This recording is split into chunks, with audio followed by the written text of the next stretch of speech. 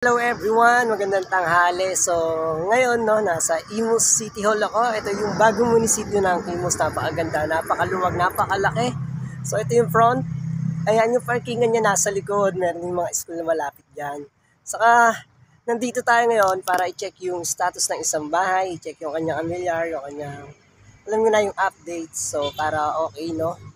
Nautusan lang naman tayo pero share ko na rin sa inyo, related din naman to sa mga post ko kasi yung mga ganitong bagay guys, alam nyo kasi ito connected talaga to sa mga topic natin kasi unang-una sa lahat dito sa City Hall ng Imus, dito madalas nagkikita-kita kami ng mga yung mga may-ari ng mga house and apartment. So madalas dito kami nagkikita-kita sa yung ibang mga agent kasi yun nga, chinecheck yung mga, ayan, kasulad niya sa amilyar every year, di ba?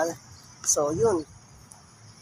Dito rin natin malalaman sa City Hall kung sino talaga yung tunay na owner ng property ng mga nalolokate natin. So, dito yan natin nakukonsult kung sila ba yung owner. Minsan din naman sa ibang bagay kasi yung iba, nakabenta lang, di ba? So, pero dito karamihan, pag, alam mo na, so sobrang natin, di ba? So yun lang guys, samahan nyo ko, kunin natin yung amilyar, check natin yung update status ng bahay. So, ito yung mga parang sample na to para maging patunay. So, tara, samahan nyo ako. Tamang waiting muna. And next step, dun naman sa kabilang counter. So yun guys, kung mapapansin nyo, sobrang basic lang at syempre napakaganda rin itong place ng City Hall ng Imus. So sobrang ganda, systemize. So yan, meron na tayong number. Waiting na lang tayo sa ating call.